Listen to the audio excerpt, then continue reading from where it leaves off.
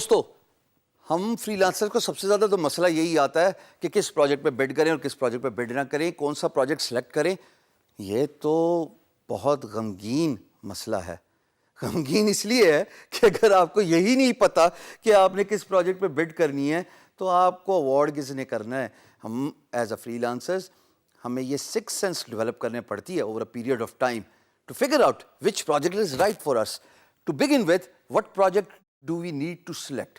میں کیا طریقہ کار اختیار کرتا ہوں, میں ابھی آپ کو اسکرین پہ لے کے جاؤں گا اور اسکرین شیئرنگ سے بتاؤں گا کہ ایک وہ جگاڑ, پاکستانی جگاڑ زندہ آباد, جس کو اختیار کرتے ہوئے میں پچھلے 10 سال سے فری لانسنگ کر رہا ہوں اور ہاں تھوڑا بہت سکسیسفل بھی ہوں. آئیے اسکرین کی طرف. دوستو جیسے آپ دیکھ رہے ہو کہ میں guru.com کی ویب سائٹ پہ ہوں اور میں آپ کو ایک طریقہ کار بتانا چاہتا ہوں کہ میں کیسے پروجیکٹ سلیکشن کرتا ہوں.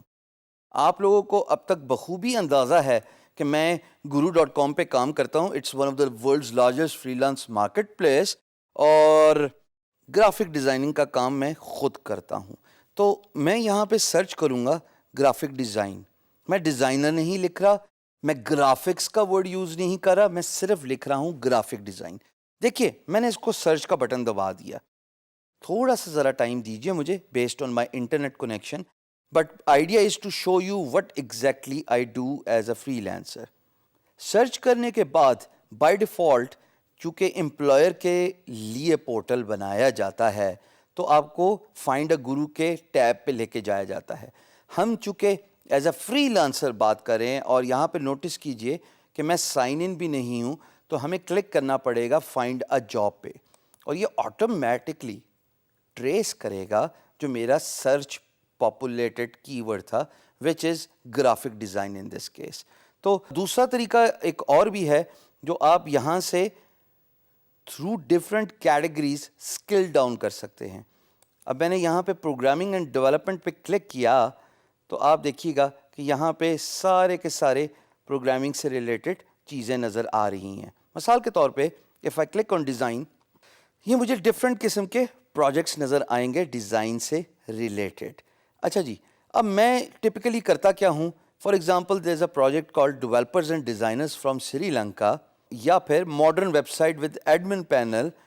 یہاں پہ جناب وہ ڈیزائن ہی کی بات کر رہا ہے. اگر میں پہلی لائن پڑھوں that is more than enough for me to understand projects requirement کہ client needs a modern well structure design with clean code.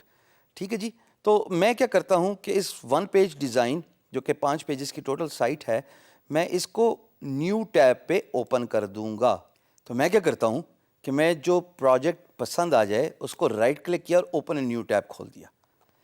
ابھی میں نیو ٹیب کی طرف نہیں جاؤں گا جو اوپر ٹیب آپ کو نظر آ رہی ہے, انسٹیڈ میں ابھی پروجیکٹس پڑھتا ہی رہوں گا. یہ کہتا ہے جناب اس کو ڈروپل کا ڈیزائن چاہیے, اس کے لیے بھی میں نے open link in new tab کر لیا.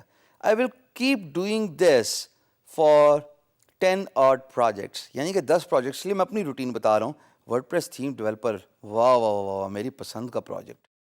تو میں نے اس طرح ٹیب کھولتا جاؤں گا. اس کے بعد خواتین و حضرات جب میں نے سلیکشن کر لی 10 پروجیکٹس کی تو ان 10 پروجیکٹس کے ضروری نہیں ہے کہ میں ان پہ ہی بڈ کروں, but these are the projects which are very close to my expertise, very close to my skill set, and this is what I typically do in order to save my time and an energy.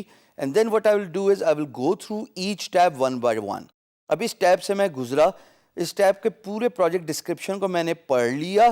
اگر تو مجھے اچھا لگا تو خواتین و حضرات میں آگے قدم اٹھاؤں گا, نہیں تو یہ اوپر کاٹا کا ایک بٹن ہے, اس کو دبانے میں 1 سیکنڈ لگتا ہے, یہ میں نے 1 سیکنڈ میں دبا دیا.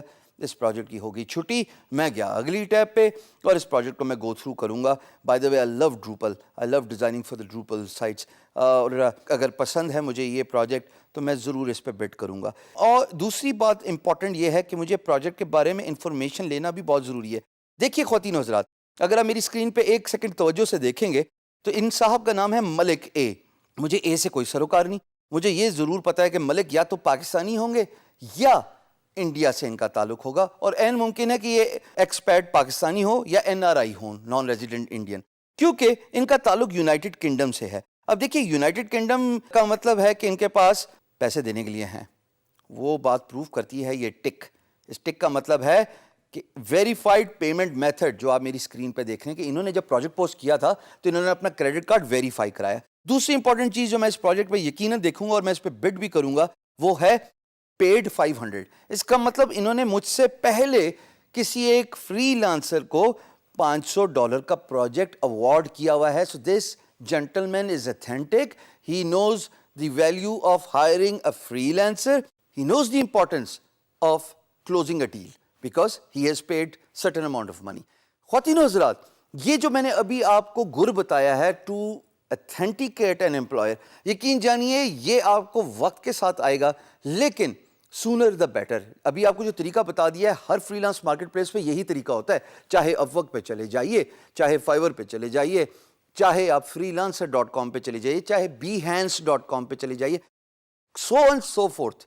آگے جا کے ہم فری لانس مارکیٹ پلیس کی اقسام کو ڈسکس کریں گے, بٹ طریقہ کار یہی ہے. آپ دیکھیے کہ اس کا تعلق کس ملک سے ہے, آپ دیکھیے امپلائر کا اکاؤنٹ ویریفائڈ ہے کہ نہیں ویریفائڈ, آپ یہ دیکھیے کہ جو پروجیکٹ پوسٹ کیا ہے کیا وہ فیک تو نہیں لگ رہا.